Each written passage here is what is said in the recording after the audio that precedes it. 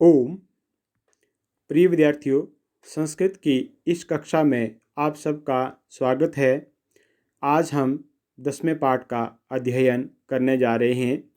दसवां पाठ मधुरवचनानि मीठे वचन।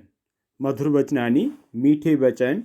तो पहला श्लोक इसका, नरस्य आभरणं रूपं, रूपस्य आभरणं गुणः, गुणस्य आभरणं ज्ञानं, ज्ञानस्य आभरणं क्षमा।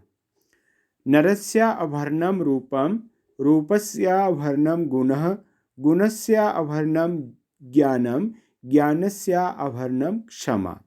तो संधि विच्छेद करेंगे इसका, नरस्य प्लस आभरणम, रूपस्य प्लस आभरणम, गुणस्य प्लस आभरणम, ज्ञानस्य प्लस आभरणम। आभरणम का अर्थ होता है गहना या आभूषण।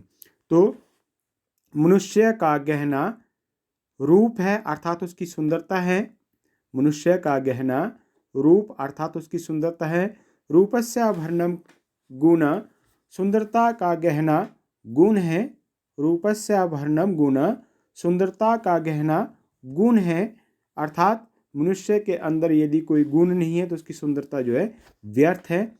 गुणस्य आभरणम ज्ञानम, गुण का गहना ज्ञान है। गुण का गहना ज्ञान है। ज्ञानस्य आभरणम क्षमा, ज्ञान का गहना क्षमा करना है। ज्ञान का गहना क्षमा करना है। फिर आगे इसका अर्थ, रूपम अर्थात सुंदरता मनुष्यस्य आभूषणम अस्ति। रूप अर्थात सुंदरता मनुष्य का गहना है। गुण सुंदरताया आभूषणम भवति, गुण सुंदरता का गहना है। ज्ञानम गुणस्य आभूषणम भवति, ज्ञान गुण का गहना है। सहनशीलता च ज्ञानस्य आभूषणम भवति, सहनशीलता ज्ञान का गहना होता है। अब दूसरा श्लोक, हस्तस्य भूषणम दानम, सत्यम कंठस्य भूषणम, श्रोत्रस्य भूषणम शास्त्रम, व्यर्थम स्वर्णस्य भूषणम। हस्तस्य भूषणम दानम, सत्यम कंठस्य भूषणम, श्रोत्रस्य भूषणम शास्त्रम, व्यर्थम स्वर्णस्य भूषणम। बोलता है हाथ का, हस्तस्य का अर्थ हो गया हाथ का, षष्ठी विभक्ति के वचन में, हाथ का गहना दान करना है। हाथ का गहना क्या है? दान करना। सत्यम कंठस्य भूषणम, सच बोलना गले का गहना है। कंठस्य का अर्थ होता है गले का, सच बोलना गले का गहना है। श्रोत्रस्य भूषणम शास्त्रम, श्रोत्रस्य भूषणम शास्त्रम, कान का गहना शास्त्रों को सुनना है।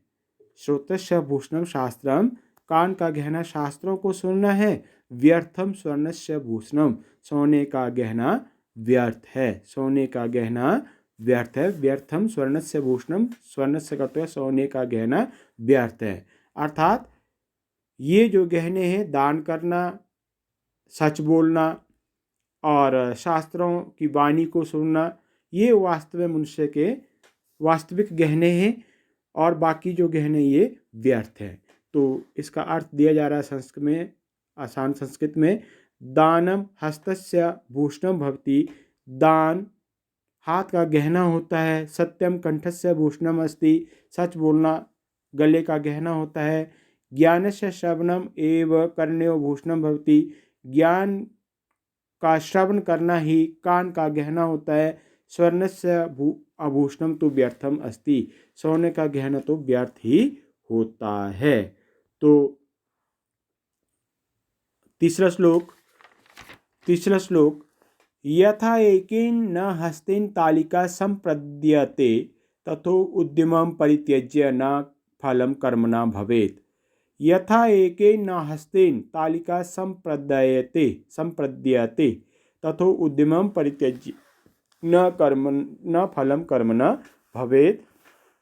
तो यथा प्लस एकेन, संधि विच्छेद किया हमने, यथा प्लस एकेन, संप्रद्यते करता सम प्लस प्रद्यते, तथो उद्यमम, तथा प्लस उद्यमम, इसका संधि विच्छेद किया। तो परित्यज्य में परि उपसर्ग, त्याज धातु और ल्य प्रत्यय। तो बोलता है यथा एकेन न हस्तेन, यथा जिस प्रकार, एकेन न हस्तेन एक हाथ से, तालिका संप्रदेयते, ताली नहीं बजती है। यथा जिस प्रकार एकेन हस्तेन, एक हाथ से तालिका न संप्रदेयते, ताली नहीं बजती है, तालिका न संप्रदेयते, ताली नहीं बजती है। तथा उसी प्रकार उद्यमम परित्यज्य, मेहनत को छोड़कर, तथा उसी प्रकार मेहनत को छोड़कर काम का फल प्राप्त नहीं होता है। कर्मणा फलम न भवेत्, काम का फल प्राप्त नहीं होता है। तो अर्थ है इसका, यथा एकेन हस्तेन एव तालिका वादनम न भवति, जिस प्रकार एक हाथ से ही ताली नहीं बजती है, तथे परिश्रमम त्यक्त्वा केवल भाग्येन एव कार्यस्य फलम प्राप्तम न भवति, उसी प्रकार बोलता है मेहनत को छोड़कर केवल भाग्य से ही काम का फल प्राप्त नहीं होता है। आगे चलिए चौथा श्लोक। यस्य नास्ति स्वयं प्राज्ञा शास्त्रम तस्य करोति किम, लोचनाभ्यां विहीनस्य दर्पणः किम करिष्यति। यस्य नास्ति स्वयं प्राज्ञा या प्राज्ञा शास्त्रम तस्य करोति किम, लोचनाभ्यां विहीनस्य किम करिष्यति। लोचनाभ्यां विहीनस्य दर्पणः किम करिष्यति। यस्य नास्ति स्वयं प्राज्ञा, नास्ति का संदर्भ न प्लस अस्ति, बोलता है यस्य जिसकी स्वयं अपनी, प्राज्ञा का अर्थ बुद्धि, न अस्ति नहीं होती है। यस्य जिसकी स्वयं अपनी प्राज्ञा बुद्धि न अस्ति नहीं होती है, जिसकी अपनी बुद्धि नहीं होती है, शास्त्रम तस्य करोति किम, शास्त्र उसका क्या कर सकता है। शास्त्र तस्य करोति किम, शास्त्र उसका क्या कर सकता है। लोचनाभ्यां विहीनस्य, आंखों से अंधे व्यक्ति का, लोचनाभ्यां विहीनस्य आंखों से अंधे व्यक्ति का, दर्पणः किम करिष्यति, शीशा क्या करेगा, करिष्यति करेगा, आंखों से अंधे व्यक्ति का शीशा क्या करेगा। अर्थात इस श्लोक के माध्यम से ये बताया गया है कि शास्त्रों की वाणी जो उसके लिए ही लाभदायक है, जो स्वयं अपनी बुद्धि रखता हो, तो शास्त्रों को पढ़ करके बुद्धि में उसको बिठा करके, बुद्धि में उस बात को बिठा करके, शास्त्रों की वाणी को बिठा करके जो उसके अनुसार आचरण करके जो है वो व्यक्ति अपने जीवन को महान बना सकता है। अगर जिस व्यक्ति ने बुद्धि का उपयोग ही नहीं करना है, जिसकी अपनी बुद्धि नहीं है, तो शास्त्र में लिखी हुई वाणी उसके लिए व्यर्थ है। जिस प्रकार आंखों से अंधे व्यक्ति का जो है, अगर आंखों से अंधे व्यक्ति को शीशे में दिखाई ना दे, दर्पण में दिखाई ना दे, तो शीशे का, वो दर्पण का कसूर नहीं है, वो कसूर है उस अंधे व्यक्ति, क्योंकि उसको भगवान ने आंखें दी नहीं है। तो इसलिए बोलता है आंखों से अंधे व्यक्ति का शीशा क्या करेगा। अर्थ है इसका, यस्य मनुष्य बुद्धि प्रयोग न करोति, जो मनुष्य बुद्धि का प्रयोग नहीं करता है, शास्त्रेषु लिखितं ज्ञानम तस्य किमपि हितं कर्तुं न शक्नोति, शास्त्रों में लिखा हुआ ज्ञान उसका कुछ भी हित अर्थात लाभ नहीं कर सकता है। यथा नेत्राभ्यां विहीनस्य अंधस्य कृते दर्पणस्य कश्चित् अपि लाभ न भवति, जिस प्रकार आंखों से अंधे व्यक्ति के लिए शीशे का कोई लाभ नहीं होता है। तो आगे 5वां श्लोक। विद्या ददाति विनयम, विनयात याति पात्रताम, पात्रत्वात् धनमाप्नोति, धनात् धर्मम तत्सुखम। फिर सुनेंगे।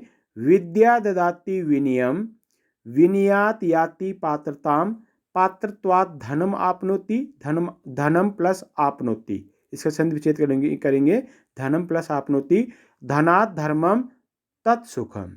बोलता है विद्या विनयम करता विनम्रता, ददाति करता देती है, विद्या विनम्रता देती है। अर्थात विद्या जो है, ज्ञानवान जो व्यक्ति का व्यवहार है वो अच्छा होता है, विनम्र स्वभाव होता है उसका, तो विद्या विनम्रता देती है। विनयात याति पात्रताम, विनम्रता पात्रताम का तथा योग्यता, याति का तथा देती है।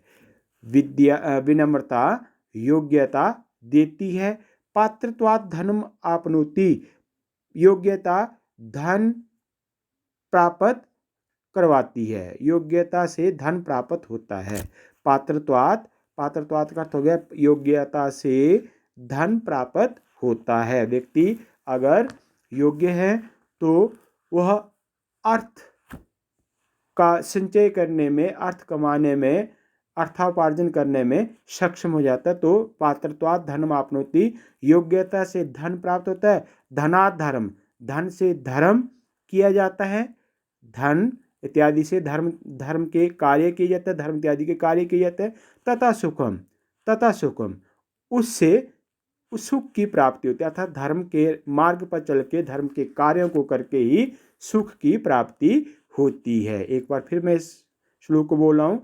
विद्या ददाति विनयम, विद्या विनम्रता देती है। विनयात याति पात्रताम, विनम्रता से योग्यता प्राप्त होती है। पात्रत्वात् धनम आपनोति, योग्यता से धन प्राप्त होता है। धनात् धर्मम, धन से धर्म। तथा सुखम, उससे सुख की प्राप्ति होती है। अर्थात धर्म के कार्यों को करके, धर्म के मार्ग पर चल के ही सुख की प्राप्ति होती है। तो इसलिए व्यक्ति को विद्या जो है प्राप्त करनी चाहिए। पूरे प्रयत्न से, पूरे परिश्रम से जो है विद्या को प्राप्त करना चाहिए। एक एक क्षण जो है वो विद्या प्राप्त करने के लिए उसको, मनुष्य को लगाना चाहिए। तो अर्थ है इसका, विद्या विनियम ददाति, विद्या विनम्रता देती है। विनयात योग्यता प्राप्त है, विनम्रता से योग्यता प्राप्त होती है। योग्यता या धनम प्राप्त है, योग्यता से धन प्राप्त होता है। धनेन धर्मस्य कार्याणि भवन्ति, धन से धर्म के काम होते हैं। धर्मस्य कार्य च मानव सुखम प्राप्नोति, धर्म के कामों और धर्म के कामों से ही मनुष्य सुख प्राप्त करता है। तो ये इस प्रकार से ये इस पाठ के श्लोकों की व्याख्या आपको मैंने समझाई। और आज की वीडियो में इतना ही। तो आप सभी जो है इन श्लोकों को याद करेंगे और इसके अर्थों को समझेंगे।